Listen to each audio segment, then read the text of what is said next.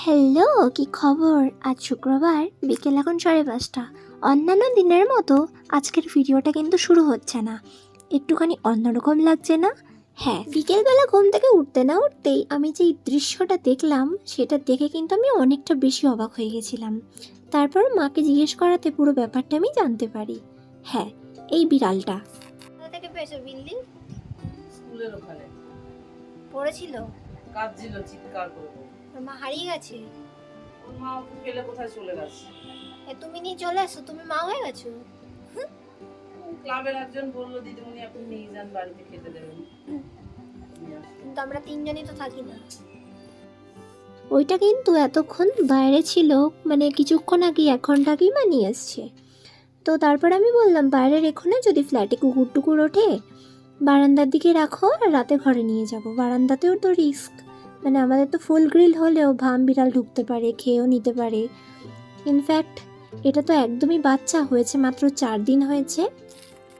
আর এই বিস্কুটটা আমরা দেইনি, আমার মা যেখান থেকে বিড়ালটাকে নিয়ে এসছে পেটি সমেত, মানে যে লোক রেস্কিউ করেছে তারা দিয়েছে। তবে তারা বুঝতে পারেনি যে এ এতটাই ছোট যে বিস্কুট খেতে পারবে না। তো গাইস, এই বিড়ালটা আমার মায়ের যেখানে অঙ্গনারী সেন্টার আছে সেখানেই দোতলায় নাকি সকাল থেকে চিৎকার করছে। এবার মাটা নাকি চলে গেছে কোথায়, কালকে অবধি মাটা ছিল, আজকে থেকে খুঁজে পাওয়া যাচ্ছে না। এবার এই বাচ্চাটা, মায়ের বাচ্চাটা একা একাই চিৎকার করছে, সারা ভোর নাকি চিৎকার করেছে। এবার মানে ক্লাব তো খোলামেলা থাকে, তো কুকুর উঠছিল। এবার কুকুরের মানে দুখানা কুকুরের ভয় এ পুরো জড়সড় হয়ে গেছে, মা এদিকে হারিয়ে গেছে, কুকুরের ভয় জড়সড় হয়ে গেছে। তো ক্লাবের একটা দাদা পেটির মধ্যে করে একে রেখে আপনার তার বাড়ির সামনে রেখেছে। এবার সে সিঙ্গেল ব্যাচেলার থাকে, তার পক্ষে তো সম্ভব না একে দেখা। আমার মা যখন গেছে ক্লাবে, আমার মাকে বলছে দিদিমণি একে বাড়ি নিয়ে যাও। তো আমার মা কী ভেবে এনেছে, আমার মা ভেবে এনেছে যে আমাদের মানে আমার মায়ের একটা বান্ধবী আছে, তার বাড়িতে 10টা বিড়াল আছে, তো রাস্তাঘাট এরকম পেলে সে নিয়ে নেয়। তো তিনি বললেন যে ঠিক আছে, কালকে পরশু এসে দিয়ে যেও।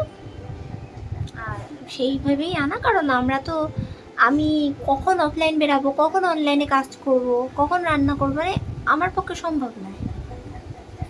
একটা মানুষ যদি অনেকক্ষণ ফ্রি থাকে তাহলে এসব মানে পালন করতে সুবিধা হয় আর কি, বা যে শুধু সংসার করে তার। কিন্তু কাজ সংসার সব মিলিয়ে তারপরে এই বিড়াল মানে আমার পক্ষে হবে না। কারণ মাও চাকরি করে, আমার বাবাও চাকরি করে, আমাদের তিনজনেরই হবে না। আমরা কখন বাড়ি থাকি কখন বাইরে থাকি সেটা আমরা নিজেরাই জানি না। সেই জন্য শুধু শুধু একটা বাচ্চাকে কষ্ট দিয়ে তো লাভ নেই, যাকে আমি দেখতে পারবো না।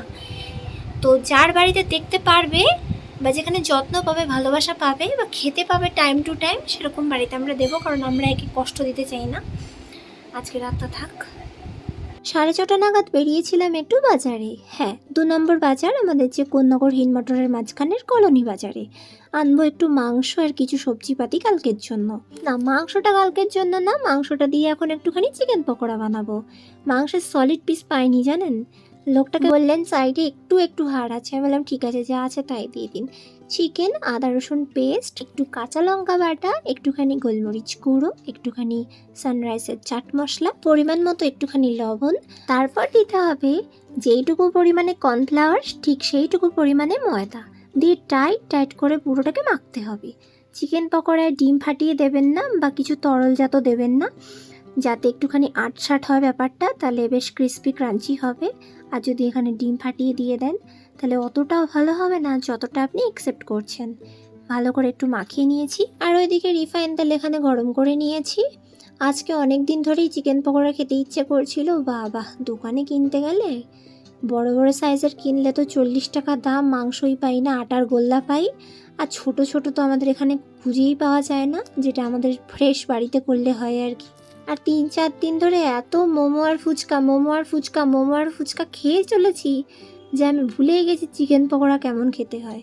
আমি তো আজকে ঠান নিয়েই নিয়েছি, সকাল থেকে বিকেল হবে গাড়িটা নেব, বাজারটা ছুটবো, চিকেনটা নিয়ে চলে আসবো। আমার জীবনে সব থেকে বেশি প্রায়োরিটি এটাই, যেটাতে আমি খুশি থাকি। সেটা খাবার বলুন, মানুষ বলুন বা কোনো রকম ব্যক্তিত্ব, যেটা আমার ভালো লাগবে সেটাই হবে। চলুন, গরম গরম নামিয়ে নিয়েছি, ওপর থেকে আবারও একটু চাট মশলা, একটু টমেটো সস আর একটু চিলি সস দিয়ে পরিবেশন করলাম। আর ওই টিস্যুর পেপারের ওপর একটু রেখে দিয়েছি যাতে তেল স্যুপ করে যায়। আর এটার সাথে যদি 1 কাপ দুধ চা পাওয়া যায় মন্দ হয় না বলেন। একটু পরে করব সেটা, দাঁড়ান একটু ফটো তুলে নিই, তারপর মাকে গিয়ে দেখাই মা আজকে ঘরে আছে। শুনুন হয়ে গেছে, এবার দিয়ে দিই। এই যে ডায়েট কন্ট্রোলার খাবে একটা জানি। লোক তো হয়, কি করবো? কেন তুমি ওটস খাও?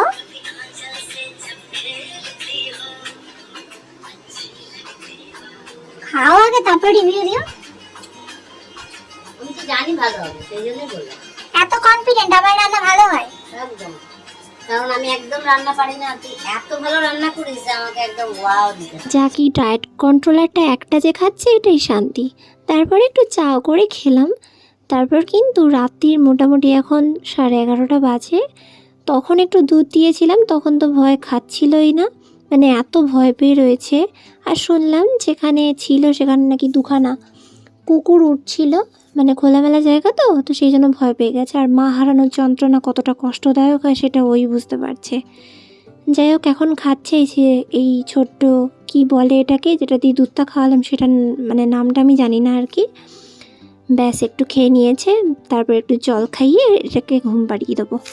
ঘুমাবে কি আর, সারা রাত তো কেউ করতেই থাকবে। ভিডিওটা তাহলে এখানেই শেষ করছি। সকালে ভালো থাকবেন, সুস্থ থাকবেন, সাবধানে থাকবেন। দেখা হবে আমার পরের ভিডিওয়। খাও মা। ও মা, মা কি গো খাও একটু দুধু। কি গো, প্রথমবার দীপান্বিতার বাড়ি এলে একটু দুধু খাবে না? তুমি তো চা খাও না, তো তোমাকে চা দিতাম।